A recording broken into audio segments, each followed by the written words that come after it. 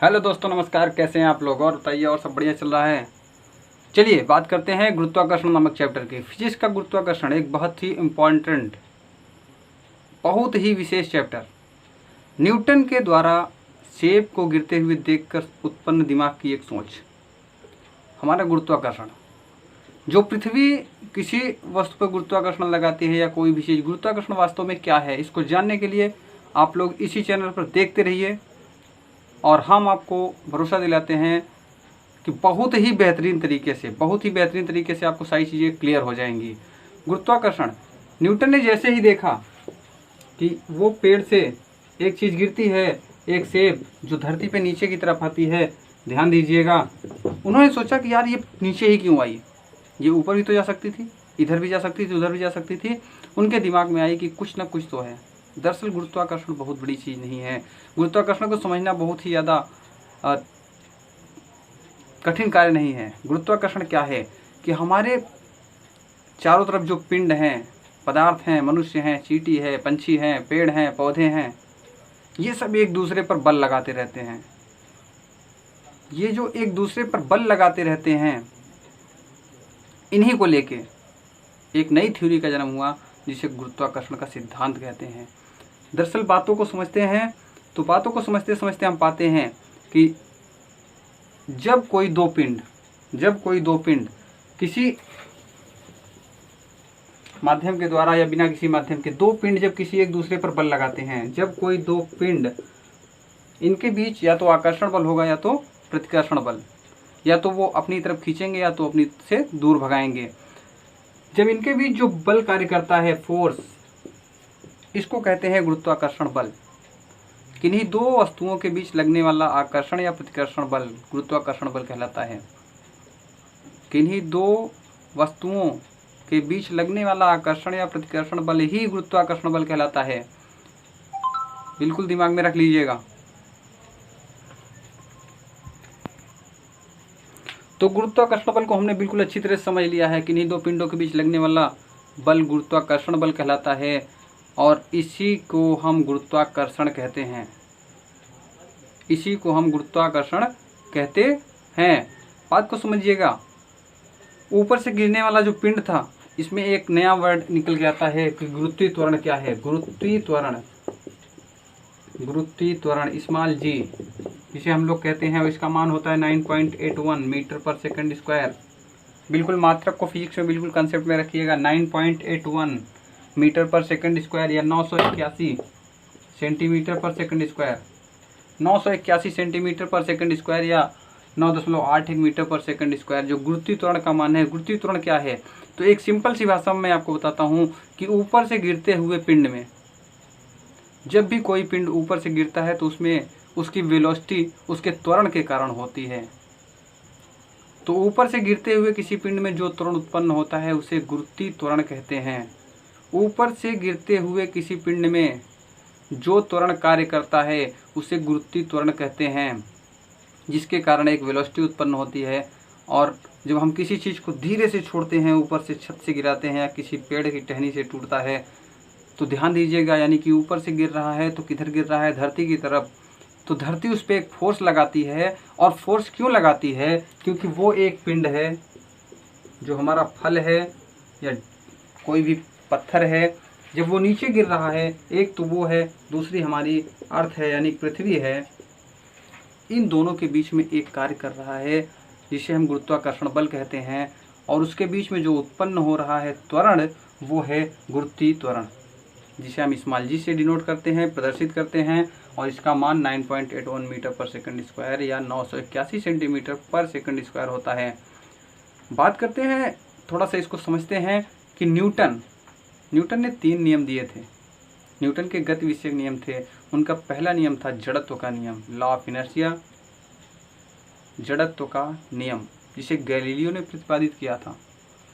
उन्होंने कहा था यदि कोई पिंड विरामावस्था में है, अर्थात रुका हुआ है, तो वह तब तक रुका रहेगा जब तक उस पर कोई दूसरा बल लगाकर उसे गतिमान ना किया जाए। या तो फिर इसका ठीक उल्टा, यदि कोई पिंड गति की अवस्था में है तो जब तक उसे रोका न जाए तब तक वह गति की अवस्था में ही रहेगा। ये हो गया उनका पहला नियम। इनका दूसरा नियम इन्होंने कहा था, न्यूटन का दूसरा नियम क्या था? न्यूटन का दूसरा नियम था F is proportional to m and F is proportional to A।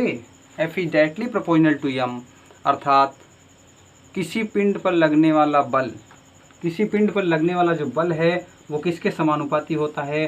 m means mass, mass means Hindi में बोलते हैं द्रव्यमान,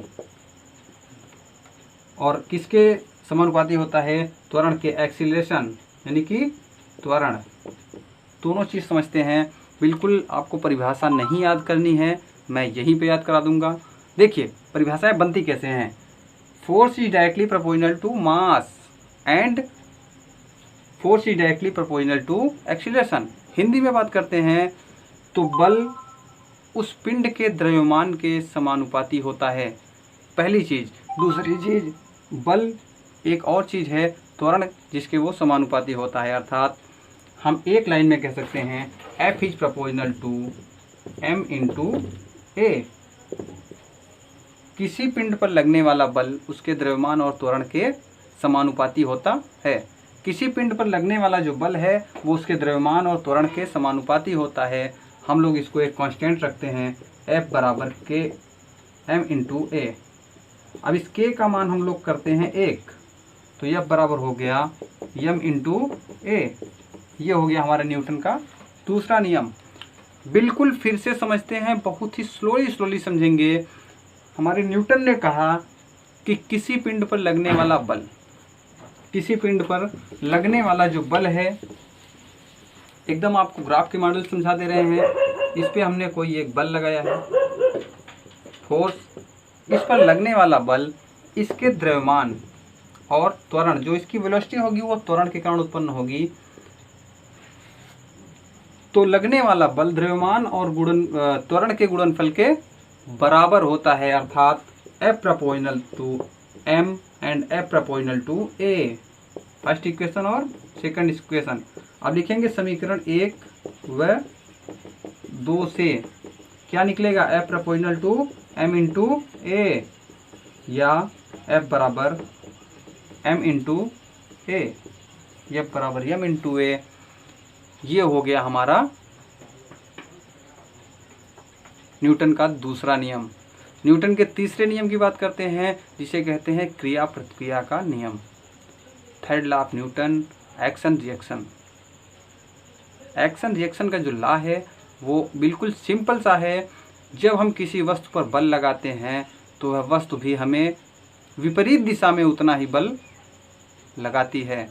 यानी कि हम किसी वस्तु पर बल लगाते हैं तो वस्तु भी हम पर बल लगाती है। जैसे कि आपने पत्थर को लात मारी, आपने पत्थर को क्या किया? लात मारी, तो चोट उसे लगी और आपको भी चोट लगी। आपने स्लैपिंग की, एक थप्पड़ किसी को जड़ दिया, आपको भी तो चोट लगती है। यानी कि वस्तु भी हम पे बल लगाती है। कोई भी एक्शन आप करेंगे तो उसका रिएक्शन जरूर होगा। क्रिया प्रतिक्रिया का नियम, न्यूटन का तीसरा नियम था क्रिया प्रतिक्रिया का नियम। चलिए बात करते हैं, एक और डेरिवेशन है इसमें। 2-3 डेरिवेशन है जो इम्पोर्टेंट है। पहला मैंने आपको सिखा दिया है, इसी तरह से परिभाषा भी आपको याद कराता जाऊंगा, बिल्कुल आप समझिएगा। दूसरा जो मोस्ट इम्पॉर्टेंट डेरिवेशन है वो है किन्हीं दो पिंडों के बीच लगने वाला बल। अगर हमें फाइंड आउट करना हो, अर्थात ज्ञात करना हो किन्हीं दो पिंडों के बीच कितना बल कार्य कर रहा है। देखिए हमारे दो पिंड, एक ये और एक ये, हमने मान लिया इसका द्रव्यमान m1 है, इसका द्रव्यमान क्या है?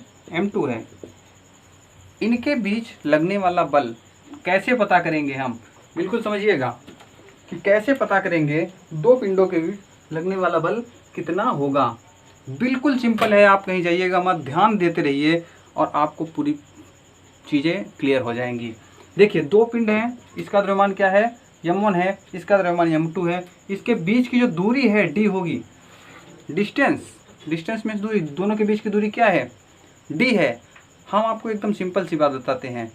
सबसे पहले हमने देखा जो फोर्स है वो पूछ रहा है, तो किन्हीं दो पिंडों के बीच लगने वाला बल, पहले कॉन्सेप्ट में हम समझते हैं किन्हीं दो पिंडों के बीच लगने वाला बल उनके द्रव्यमानों के गुणनफल m1 इंटू m2 के समानुपाती होता है, समानुपाती प्रोपोर्शनल का चिन्ह, और उनके दूरी के, उनके बीच की जो दूरी है उसके वर्ग के अर्थात d स्क्वायर के अनुक्रमानुपाती। अनुक्रमानुपाती का मतलब होता है 1/, inversely proportional to, force is directly proportional to multiplication of their mass and inversely proportional to distance between two particles.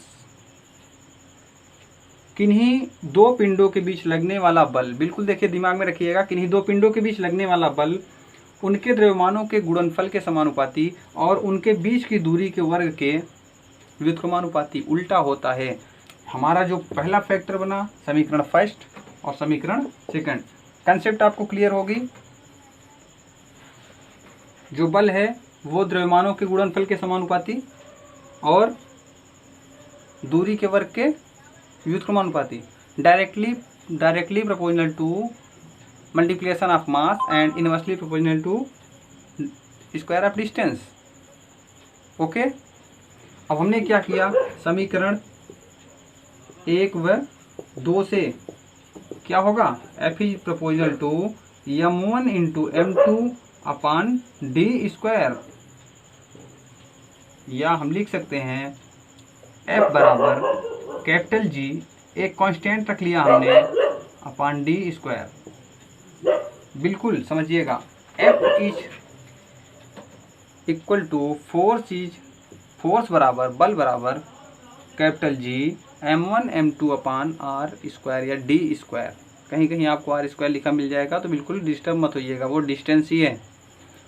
तो हमने क्या किया, पहले दो पिंडों के बीच के गुणनफल के अनुक्रमानुपाती और उनके बीच की दूरी के वर्ग के अनुक्रमानुपाती, समीकरण फर्स्ट और सेकंड से हमने क्या किया, F proportional to m1 m2 upon D square, हमने एक कांस्टेंट रख दिया, प्रोपोर्शनल हटा दिया, बराबर का चिन्ह लगा दिया।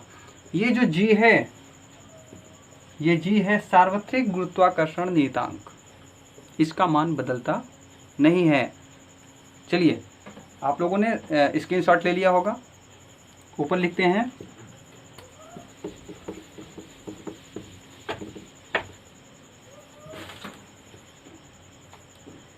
F बराबर G m1 m2 upon D square, यही तो लिखा था।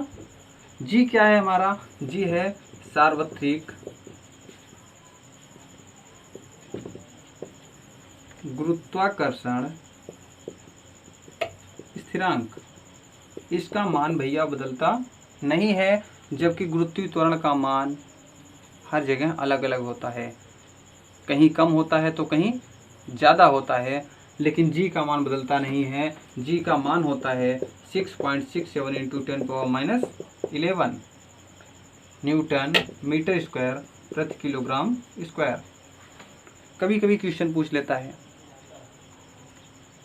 कि G का मात्रक क्या होगा, G का मात्रक क्या होगा, बिल्कुल आपको समझा देते हैं कि G का मात्रक क्या होगा। जो G का मात्रक है भैया हम निकालते कैसे हैं उसको भी थोड़ा समझ लीजिए। आपने स्क्रीनशॉट ले लिया है, अच्छी बात है, नहीं लिया है तो ले लीजिए। चलिए, निकालने का तरीका क्या है, हमारे पास क्या है, F बराबर G m1 m2 upon r square, हमने F बटे 1 लिख लिया, G m1 m2 बटे डी स्क्वायर। देखिए G को यहीं पे रहने देंगे, तिरछा गुणा करेंगे तो F इंटू डी स्क्वायर बटे m1 इंटू m2। देखिए क्या है कि F का मात्रक क्या है, बल न्यूटन, ये दूरी है तो दूरी मीटर और मीटर मीटर स्क्वायर पर, ये किलोग्राम है और ये किलोग्राम है, न्यूटन मीटर स्क्वायर प्रति किलोग्राम स्क्वायर। बिल्कुल सिंपल है, कहीं नहीं जाना है, बिल्कुल दिमाग नहीं लगाना है। अगले चैप्टर में मैं आपको बताऊंगा कि किसी भी सूत्र को कैसे बनाया जाए और उसका मात्रक और बीमा कैसे निकाली जाए। तो बिल्कुल बहुत ज़्यादा डिस्टर्ब नहीं होना है, मैं अच्छे से सिखा दूंगा, बस 5 मिनट लगता है सीखने में। अगर आप एक बार सीख गए तो फिर हमेशा के लिए क्लियर हो जाएगा। कोई कितना भी बड़ा सूत्र दे देगा, आप उसकी बीमा निकाल के रख देंगे। तो हमारे सात्विक गुरुत्वाकर्षण नियतांक की जो मात्रक है वो आ गई है न्यूटन मीटर स्क्वायर प्रति किलोग्राम स्क्वायर। एक बात और होती है, एक डेरिवेशन और इसमें आता है कि what is the relation between small G and capital G. अर्थात हिंदी में बात करें तो गुरुत्वीय त्वरण और सार्वत्रिक गुरुत्वाकर्षण नियतांक में क्या संबंध होता है। चलिए उसको भी हम समझ लेते हैं। बहुत ही छोटा सा पॉइंट है, relation between small G and capital ji.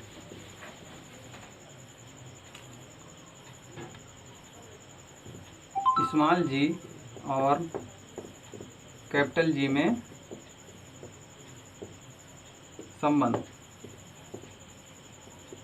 Relation between small G and capital G. देखिए आपको बिल्कुल दिमाग नहीं लगाना है, बस मुश्किल से आधा मिनट आपको सारी चीज़ें क्लियर हो जाएंगी। ये शुरू करते हैं।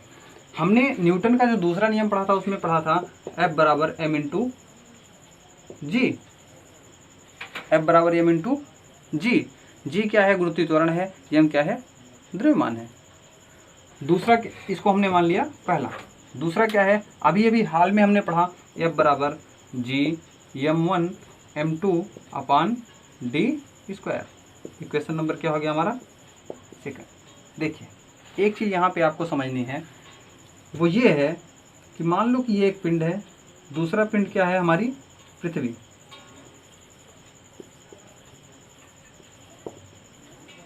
ठीक है, तो हमने इसका मास ले लिया m और इसका मास ले लिया me, मास ऑफ अर्थ, पृथ्वी का द्रव्यमान। ये क्या है? पिंड का द्रव्यमान। ठीक है, ये पिंड का द्रव्यमान हो गया, ये पृथ्वी का। तो यहाँ पे हम लोग एक्सचेंजिंग करेंगे, m और m e कर देंगे। कोई दिक्कत? चलिए अच्छी बात, कोई दिक्कत नहीं है आप लोग को। ठीक है ठीक है ठीक है। देखिए समझिएगा, पिंड का द्रव्यमान m है और पृथ्वी का द्रव्यमान m और e है, क्योंकि जो गुरुत्वीय त्वरण है वो पृथ्वी को लेके बनाया गया है, पृथ्वी के बारे में बात करता है, उसके फोर्स की बात करता है। तो दूसरा पिंड हमने मास ऑफ अर्थ, पृथ्वी का द्रव्यमान ले लिया। ठीक है, चलिए आते हैं अपने सीधे लाइन पे, समझते हैं। तो समीकरण 1 और 2 F देखिए दोनों में बराबर है, वही F है, तो इसके बराबर ये होगा। तो m इंटू जी बराबर हो गया जी m इंटू एम ई अपान डी स्क्वायर। भैया यम से यम क्या आया? कट गया, यम से यम डिवाइड हो गया। यहाँ पे क्या बच गया? g बराबर जी एम ई अपान डी स्क्वायर। बिल्कुल सिंपल था। समीकरण फर्स्ट और सेकंड से हमने यहाँ पे लिख दिया, समीकरण फर्स्ट व सेकंड से। हमें बिल्कुल 3 लाइन में, केवल और केवल 3 लाइन में स्मॉल जी और कैपिटल जी के बीच में संबंध प्राप्त हो गया। ओके, ये है हमारा गुरुत्वीय त्वरण। गुरुत्वाकर्षण का सिद्धांत बस इतना ही है। आगे हम लोग बात करेंगे बीमा की, मात्रक की, सदिश और अदिश की। तब तक के लिए धन्यवाद। अगर आपने हमारा चैनल सब्सक्राइब नहीं किया है तो सब्सक्राइब करिए और अच्छे से पढ़िए। आपको जो चीज़ें ना क्लियर हुई हों उसे दोबारा देखिए, एक बार में ना आए 2 बार में ना आइए। अगर ज़्यादा डाउटेबल लगे तो आप मैसेज छोड़िए, हमें बताइए कि आप कौन सा लेक्चर आपको इम्पोर्टेंट है। हम उस पर एकदम से डाउट क्लास रखेंगे। आपके क्वेश्चन और हमारे आंसर, सारी चीज़ें डाउट आपके क्लियर किए जाएंगे। ओके, धन्यवाद।